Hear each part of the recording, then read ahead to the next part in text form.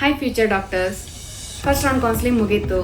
ಇವಾಗ ಭಾರತದಲ್ಲಿ government MBBS seat ಸಿಗುತ್ತಾ ಇಲ್ವೋ ಅನ್ನೋ ಕ್ಲಾರಿಟಿ ನಿಮಗೆ ಸಿಕ್ಕಿರುತ್ತೆ. ಇವಾಗ ಲಾಂಗ್ ಟರ್ಮ್ ಹೋಗಬೇಕು ಅನ್ಕೊಳ್ಳೋ ಸ್ಟೂಡೆಂಟ್ ಆಗಲಿ, 2 ರಿಂದ 3 ಬಾರಿ ಅಟೆಂಪ್ಟ್ ಮಾಡಿ 200 ರಿಂದ 400 ಕ್ರಾಸ್ ಆಗದೆ ಇರೋಂಥ ಸ್ಟೂಡೆಂಟ್ ಆಗಲಿ ಮತ್ತೆ ಲಾಂಗ್ ಟರ್ಮ್ ಹೋಗಬೇಕು ಅಂತ 1 ವರ್ಷ ಟೈಮ್ ವೇಸ್ಟ್ ಮಾಡ್ಕೊಳಕ್ಕೆ ಹೋಗ್ಬೇಡಿ. ಇವಾಗ ಸ್ಟೂಡೆಂಟ್ ಮೈಂಡ್ ಸೆಟ್ ಹೇಗಿರುತ್ತೆ ಅಂದರೆ, ಹೇಗಿದ್ರು ಅಕ್ಟೋಬರ್ ಬಂತು, ಇನ್ನು 5 ಮಂತ್ಸಲ್ಲಿ ನೀಟ್ ಎಕ್ಸಾಮ್ ಬರೆದು ಗೌರ್ಮೆಂಟ್ ಸೀಟ್ ಟ್ರೈ ಮಾಡೋಣ ಅನ್ಕೊಳ್ತಾ ಇರ್ತಾರೆ. ಇವಾಗ ಅಬ್ರಾಡ್ಗೆ ಹೋಗುವಂಥ ಮಕ್ಕಳು ಸೆಪ್ಟೆಂಬರಿಂದ ನವಂಬರ್ವರೆಗೂ ಫ್ಲೈ ಆಗ್ತಾ ಇರ್ತಾರೆ. ನೀವು ಹೇಗಿದ್ರು ಲಾಂಗ್ ಟರ್ಮ್ ಕಂಪ್ಲೀಟ್ ಮಾಡೋ ಅಷ್ಟರೊಳಗಡೆ MBBS ಅಬ್ರಾಡ್ ಸ್ಟೂಡೆಂಟ್ಸು 1 ವರ್ಷ ಕಂಪ್ಲೀಟ್ ಮಾಡ್ಕೊಂಡಿರ್ತಾರೆ MBBSನ. ಭಾರತದಲ್ಲಿ MBBS ಮಾಡಿರೋಂಥ ಸ್ಟೂಡೆಂಟ್ಸು, ಅಬ್ರಾಡಲ್ಲಿ MBBS ಮಾಡಿರೋಂಥ ಸ್ಟೂಡೆಂಟ್ಸು ಇಬ್ಬರು ಸೇಮ್ ಲೈಸೆನ್ಸ್ ಎಕ್ಸಾಮ್ ಬರೆದ್ಬಿಟ್ಟು ಸೇಮ್ ಲೈಸೆನ್ಸೇ ಸಿಗುತ್ತೆ. ಯಾವುದೇ ಥರ ಡಿಸ್ಕ್ರಿಮಿನೇಷನ್ನು ಇರೋದಿಲ್ಲ. ಇನ್ ಕೇಸ್ ನಿಮಗೆ ಭಾರತದಲ್ಲಿ ಗೌರ್ಮೆಂಟ್ MBBS ಸೀಟ್ ಸಿಗದೆ ಇದ್ದರೆ, ನೀವು ಅಬ್ರಾಡಲ್ಲಿ ಅದೇ ಖರ್ಚಲ್ಲಿ ಗೌರ್ಮೆಂಟ್ ಯೂನಿವರ್ಸಿಟೀಸಲ್ಲಿ MBBS ಸೀಟ್ನ ತಗೊಳ್ಬೋದು.